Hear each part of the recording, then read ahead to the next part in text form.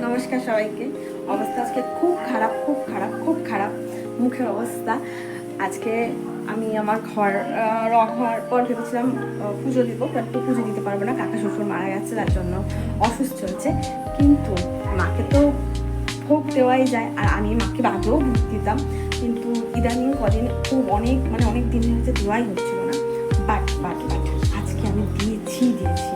তো কী ভোগ দিয়েছি চলো একবার তোমাদের সাথে শেয়ার করে নিই। ভালো হারিনি অমাবস্যার রূপে আমি আমার মাকে, বাবাকে, সবাইকে ভালো করে দুধ, মধু, গঙ্গা জল, ঘি সব কিছু দিয়ে ভালো করে স্নান করিয়ে, ফল তো অবশ্যই দেবো, এখানে 5 রকমের ফল দেবো ভেবেছিলাম, কিন্তু খেজুর দেবো ভেবেছিলাম, খেজুর দিতে ভুলে গেছি।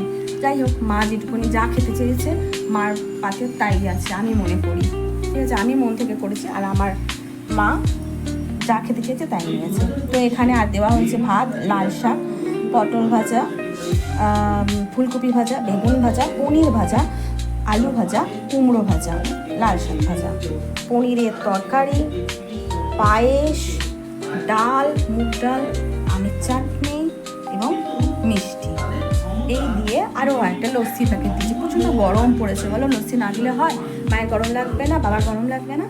তো এই দিয়ে আজকে আমি আমার মায়ের ভোগ নিবেদন করেছি। তো তোমাদের সঙ্গেও শেয়ার করলাম। যদি ভিডিওটা তোমাদের ভালো লেগে থাকে তো প্লিজ সাবস্ক্রাইব করো, আর যারা ফেসবুক থেকে রয়েছে তারা ফলো করো। Thank you, bye by.